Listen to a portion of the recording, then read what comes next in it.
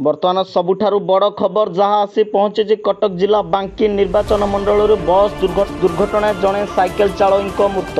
बर्तमान सबुठारु बड़ खबर जहाँ आम कही रखा चाहूँ कटक जिला बांकी निर्वाचन मंडल जहाँ आसी बस दुर्घटना जड़े साइकेल चालक मृत होती। खबर मुताबक भारत समय हराई बांकी टाउन स्थित नृसिंह छक निकट मर्मन्तुद बस दुर्घटन जड़े साइकेल चालक मृत्युवरण कर। मृत युवक नाम गणेश्वर दलई, घर 13 नंबर वार्ड रणपुर ठारे अवस्थित। शव व्यवच्छेद उपखंड चिकित्सालय भर्ती। सेपटे दुर्घटना घटाई घटनास्थल चंपट मारी ड्राइवर।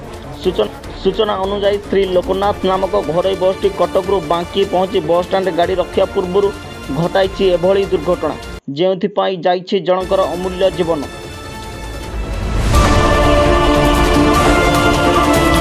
गणेश को बांकी उपखंड चिकित्सालय भर्ती कर घटनास्थल देखा मिली चाप उत्तेजना। बांकी पुलिस रही घटनास्थल मुतयन।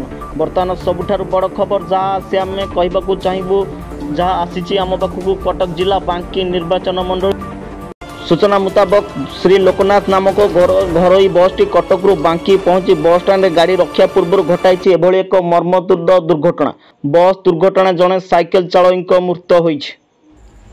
बांकीरू मानव संघ रिपोर्ट, खबर हब ओडिशा।